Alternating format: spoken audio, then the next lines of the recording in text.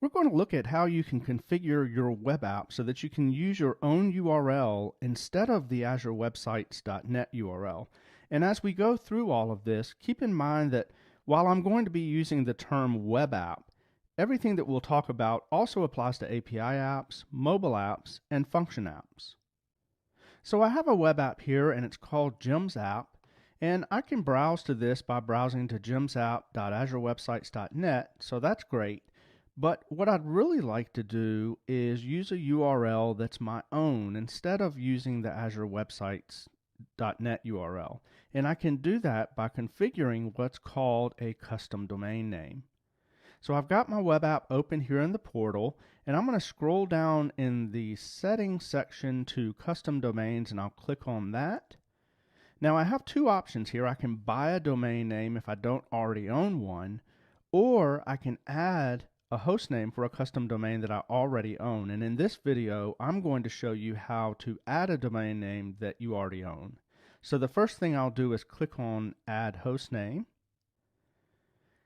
And in my case, I own the domain name jamescheshire.com, and I want to use that with my web app. So I'm going to go ahead and enter in the hostname box here, jamescheshire.com, which is the domain that I want to use.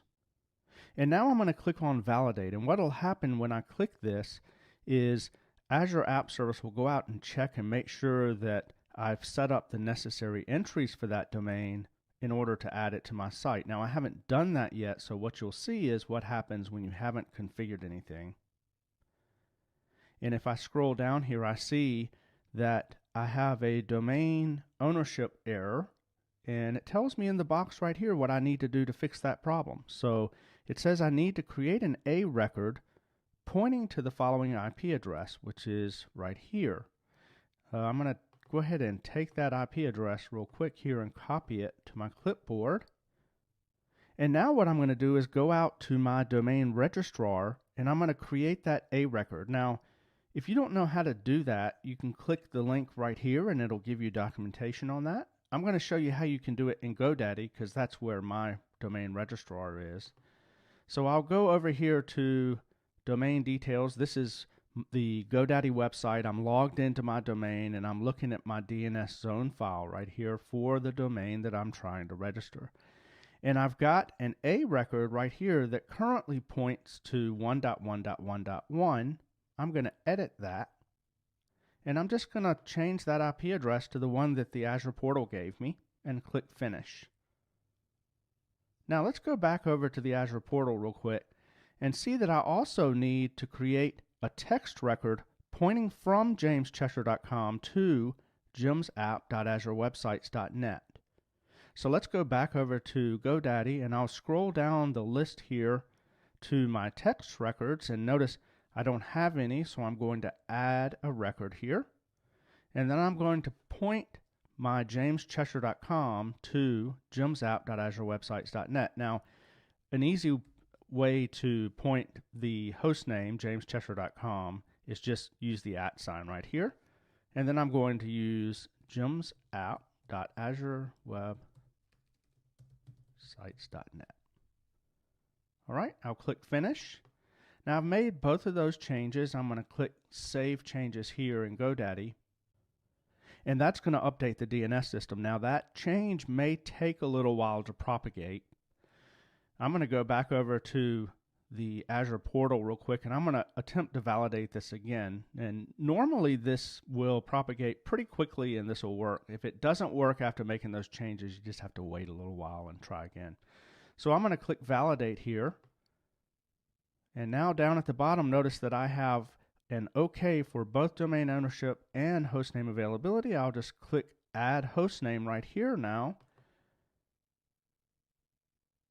And now I see over here that jamescheshire.com has been added as a hostname for this site. So now I can browse to jamescheshire.com and get to my web app. Now the other thing I want to do is I want to also be able to use the www subdomain. So I want to be able to go also to www.jamescheshire.com and get to my web app. So I've entered that now in the hostname box, and I'll click Validate for that. And this is going to check to make sure that I have configured my domain properly for this particular subdomain, and I see that it was unable to find a CNAME record. It's asking me to add a CNAME record pointing to gemsapp.azurewebsites.net. So let's go back over to GoDaddy and do that. I'm going to go in here back to my zone file, and here are all of the CNAME records. Now, the host for this is whatever subdomain I was trying to map, in this case www, and then I just need to point that to gemsapp.azurewebsites.net. So let's go ahead and create a new record here for that.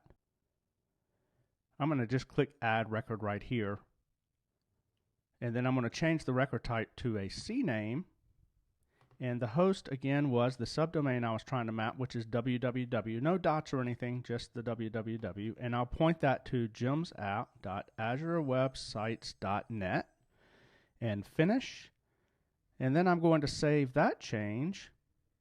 So now let's go back over to the Azure portal, and I've got the www subdomain already entered in the hostname box here, so let's go ahead and try to validate this again.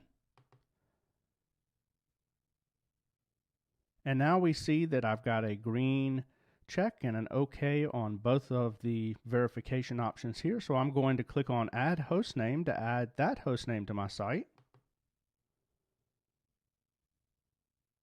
And now you can see that I can browse to this site using either the www.jamescheshire.com or jamescheshire.com.